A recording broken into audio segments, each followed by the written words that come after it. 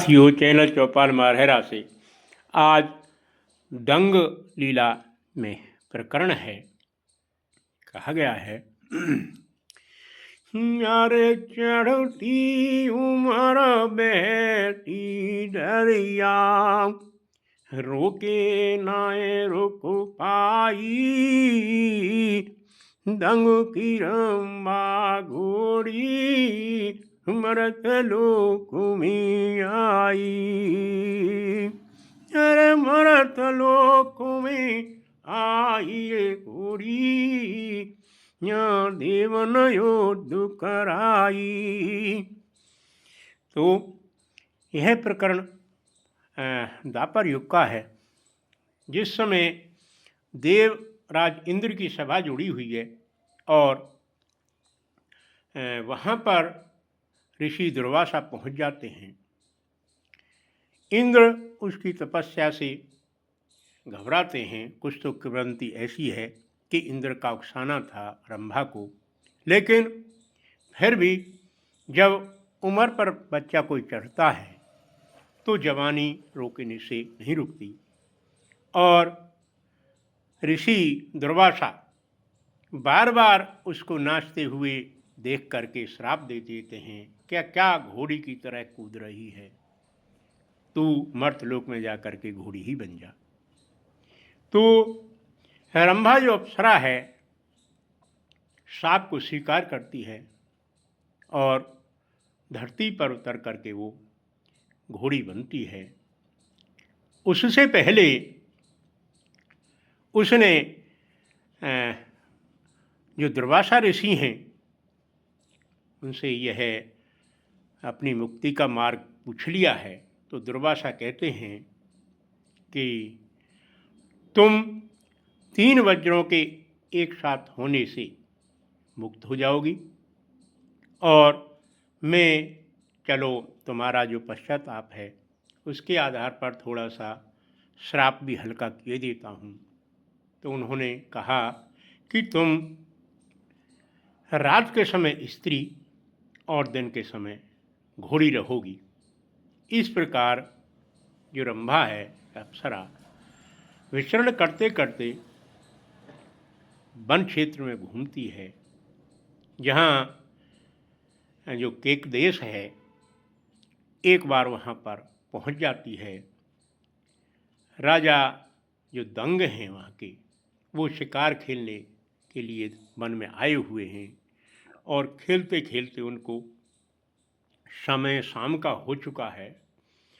तो वह शाम होते ही, सूरज छुपते ही, जो घोड़ी थी जो एक दिव्य दिखाई दे रही थी, वह अपना रूप दिव्य स्त्री का धारण कर लेती है, जिसको कि घोड़े पर सवार दंग देख करके हैरान हो जाते हैं और उससे विनय करते हैं कि देवी मुझे आप अपना परिचय दीजिए।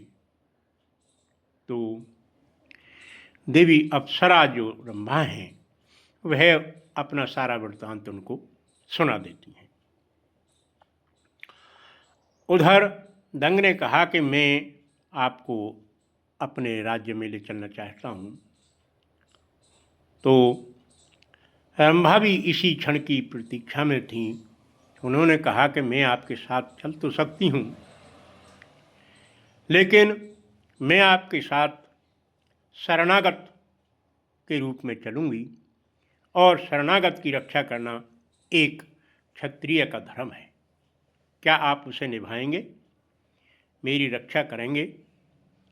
तो राजा दंग उसको सामान्य बात समझ करके कहते हैं कि मैं अपने जीते जी आपको किसी को नहीं सौंपूंगा और मैं आपकी सुरक्षा करूंगा।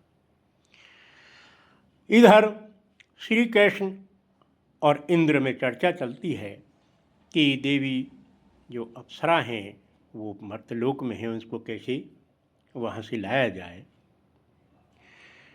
तो उन्होंने सोचा कि उसकी मुक्ति का साधन 3 वज्रों का, 3.5 वज्रों का एकत्रित होना है और वो तभी युद्ध होंगे जबकि कोई युद्ध हो।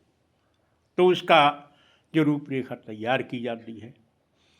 और रूपरेखा क्या तैयार की जाती है कि श्री कृष्ण ही उस घोड़ी के लिए अपने जो सैनिक हैं उनको भेजते हैं कि राजा दंग से उस घोड़ी को ले आइए। उधर राजा दंग पर जब परवाना पहुंचता है तो राजा कहता है कि मैं भाई अपने वचनबद्ध हूँ, मैं अपने जीते जी इस घोड़ी को नहीं दूंगा। तो जितने भी सैनिक थे वो कहते हैं कि आपको युद्ध करना पड़ेगा श्री कृष्ण जी से। उस समय तक जो श्री कृष्ण जी थे वो अपार शक्ति संपन्न और श्रेष्ठ विजेता, जिनके सामने कोई भी तैयार नहीं था लड़ने के लिए। इस प्रकार दंग भी वहाँ से उस घोड़ी को लेकर के चल देते हैं कि मुझे इन्हें देना पड़ेगा। अब वो छिपते छिपते ये सोच रहे हैं कि इसको मैं न दूं, इसका उपाय क्या है। आखिर में जब उन्होंने देखा कि ये मुझसे नहीं रखी जाएगी, ज़बरदस्ती ले लेंगे और मैं अपना वचन हार हूँगा, तो वह हस्तिनापुर की सीमा में जाकर के अपना चिता जला देते हैं और कहते हैं कि भाई अपने प्राण रहते मैं नहीं दूंगा इसको। तो जब ही चिता में दोनों जलने को प्रवेश करते हैं, उसी समय वहाँ पर जो द्रौपदी हैं वो किसी तरीके से सूचना के आधार पर कि हमारे यहाँ कोई सती हो रहा है, उसको देखती हैं और आकर के कहती हैं कि भाई हमें परिचय दो, हमको पाप क्यों लगाते हो। जिस राज्य में सती होती है उस राज्य में तो महान विभीषिका आती है, हमें ऐसा मत कीजिए और इसका कारण बताइए, जो आपकी मदद हो सकेगी हम करेंगे। तो वो सारा वृत्तांत बता देते हैं।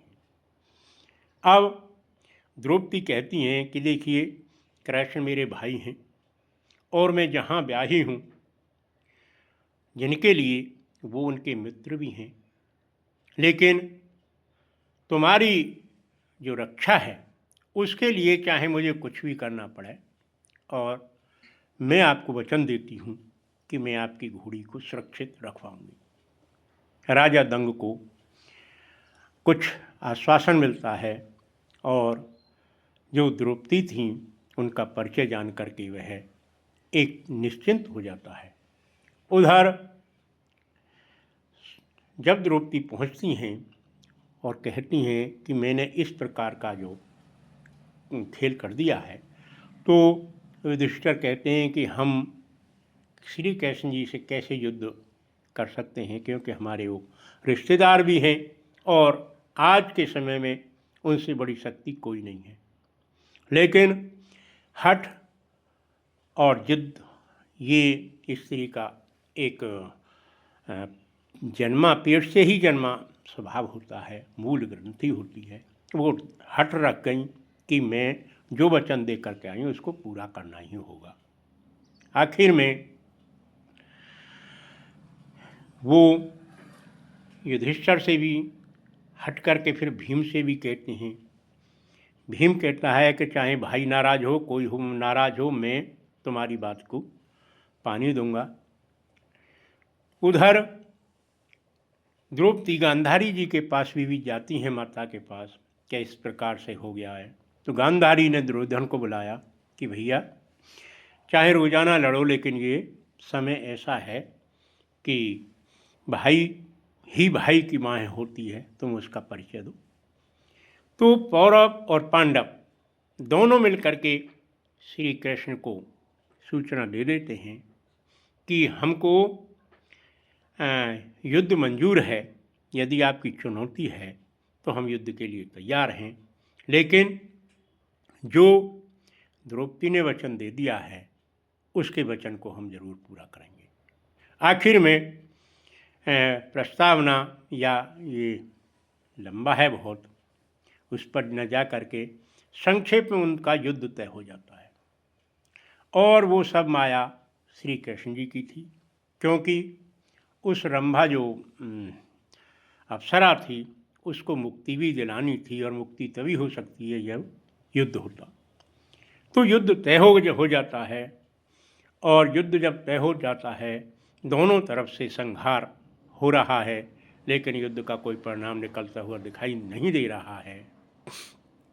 तो श्री कृष्ण ने कहा कि भाई अब हमारी जो है पराजय हम अपनी स्वीकार करते हैं, और इस घोड़ी को जिस प्रकार से हमें दे सको दे दो, कि नहीं ऐसे नहीं, आप जो पराजय है उस पराजय के साथ जो अर्जुन की धनुर्विद्या है उसको भी देखिए। तो जो कौरव पांडव इकट्ठे हुए थे, ये तय होता है कि जो अर्जुन का गांडीव है वह कितना प्रभावशाली है उसका प्रदर्शन करेंगे।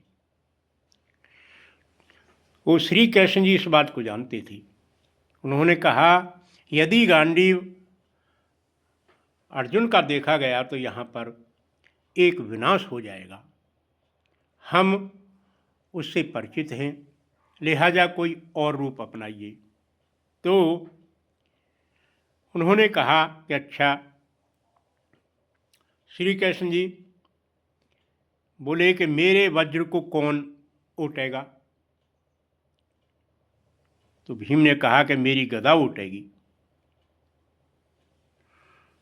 वहाँ श्री कृष्ण जी ने जो वज्र छोड़ा है, हनुमान जी ने अपनी गदा से भीम ने अपनी गदा से उसको ऊपर टांग लिया है। लेकिन अब नीचे आने के लिए जो वज्र है वो बराबर प्रयासरत है, रोकने से भी अर्जुन नहीं रुक पाता है और अपने गांडीव को चला देता है। तो तीसरा जो प्रहार था वो अर्जुन का हो जाता है। इस प्रकार जब तीनों वज्र मिल जाते हैं तब कहा जाता है कि भाई इनको उतारिए, कि आपको पूर्ण रूप से जो है हमारी विजय को स्वीकार करना होगा। अभी तुम्हारा मन हमसे यह नहीं हमारी शांति हो रही कि आप हमारी विजय मान रहे हैं या आप हार गए हैं, क्योंकि दुर्योधन तो श्री कृष्ण जी से वैसे ही जलन मानता था, तो वो पूरी तरीके से उनको शरणागत करना चाहता था। तब कुल मिलाकर के श्री कृष्ण जी ने उनकी बातों को रखा कि अच्छा भाई मेरे जो चक्र है उसको उतारिए। तब कि कौन लेकर के आए नीचे को, कि इसको तो हनुमान जी ला सकते हैं। तब हनुमान जी ने तीनों वज्रों को उतारा है और कहा है कि मुझे कौन रोकेगा। तब भीम ने कहा मैं रोकूंगा। इस प्रकार से वो युद्ध जो था निर्णायक साबित हुआ, और यहीं से श्री कृष्ण जी को मालूम पड़ा कि यदि कौरव पांडव एक रहे तो ये मेरे लिए बहुत भारी पड़ेंगे, क्योंकि वो तो एक नरलीला करना चाहते थे। तो उन्होंने जो आगे का इतिहास रचा, कौरव पांडवों में जो दुश्मनी फैलाई, वो केवल श्री कृष्ण जी का यहीं से दिमाग चल गया और उनको कभी एक होने नहीं दिया। साथियों, आज का प्रकरण यहीं समाप्त होता है। धन्यवाद और नमस्कार।